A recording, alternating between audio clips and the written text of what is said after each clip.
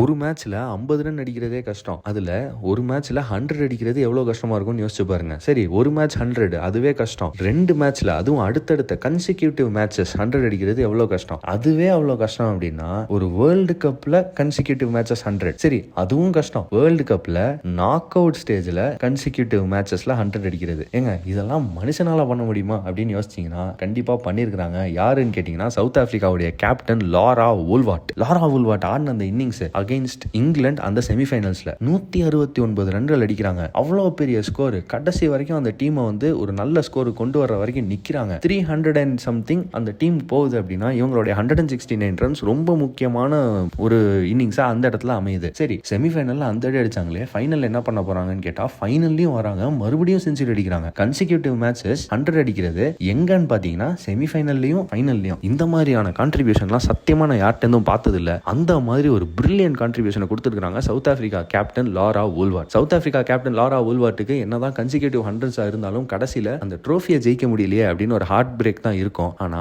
கவலையே பட வேணாம், இந்த சவுத் ஆப்பிரிக்கா டீம் இவ்வளவு குவாலிட்டியோட வந்திருக்காங்க அப்படின்றத பார்க்கும்போது இன்னும் அடுத்தடுத்த டோர்னமெண்ட்ஸ்ல அவங்க என்ன குவாலிட்டியோட வரப்போறாங்க அப்படின்ற கேள்விதான் நம்ம கிட்ட இருக்கு. அவங்க வந்து இந்த ட்ரோஃபியை வேணா தோத்துருக்கலாம், ஆனா கண்டிப்பா வருங்காலத்துல அவங்க ஜெயிக்க தான் போறாங்க அப்படின்றதுல எந்த விதமான டவுட்டுமே கிடையாது. அண்ட் அந்த வெற்றிக்கு பின்னாடியும் லாரா வூல்வார்ட்டோட அந்த கன்சிஸ்டன்சி இருந்துச்சு அப்படின்னா அதுக்கும் நமக்கு வந்து எந்த விதமான சந்தேகமும் இருக்காது அப்படின்னு நான் நினைக்கிறேன். அவ்வளவு நல்ல பெர்ஃபார்மன்ஸ் கொடுத்த லாரா வூல்வார்ட்டுக்கு ஒரு மிகப்பெரிய சல்யூட்.